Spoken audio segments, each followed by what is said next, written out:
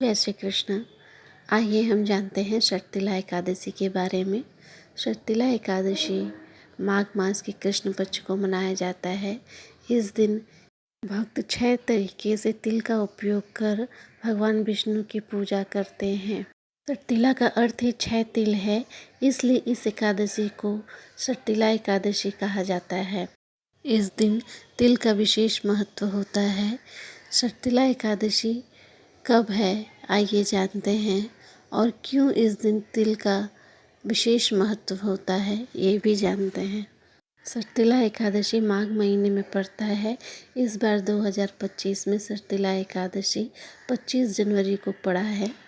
इस दिन षटतिला एकादशी का व्रत रखा जाएगा और भगवान विष्णु की विधि विधान से पूजा की जाएगी। षटतिला एकादशी के दिन भक्त 6 प्रकार से तिल का उपयोग करते हैं। तिल से स्नान, तिल का दान, तिल मिश्रित जल का सेवन, तिल से हवन, तिल मिश्रित भोजन ग्रहण करते हैं और इस दिन तिल से तर्पण भी किया जाता है।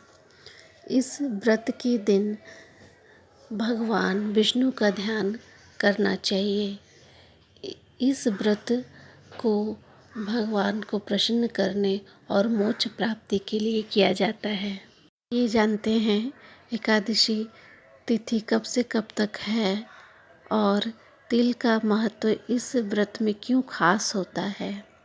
पद्म पुराण के अनुसार इस दिन भगवान विष्णु का पूजन और तिल से प्रसाद बनाने का विशेष महत्व है। मान्यता है कि तिल के दान से पापों से मुक्ति मिलती है। षटतिला एकादशी के दिन तिलों से स्नान, दान, तर्पण और भोग का विशेष महत्व है। मान्यता है कि जितने तिल आप दान करेंगे इस दिन, उतने ही पापों से मुक्ति मिलेगी। इसलिए इसे षटतिला एकादशी कहा जाता है। षटतिला एकादशी भगवान विष्णु की एकादशी तिथियों में से सर्वश्रेष्ठ तिथि मानी जाती है। षटतिला एकादशी भगवान विष्णु की प्रिय एकादशी में से एक एकादशी है। षटतिला एकादशी का व्रत करने से समस्त मनोकामनाएं पूर्ण होती है, सुख समृद्धि आती है, सभी पापों से मुक्ति मिलती है, दुख और दरिद्रता घर से समाप्त हो जाती है। इस व्रत को करने से सर्वश्रेष्ठ फल की प्राप्ति होती है।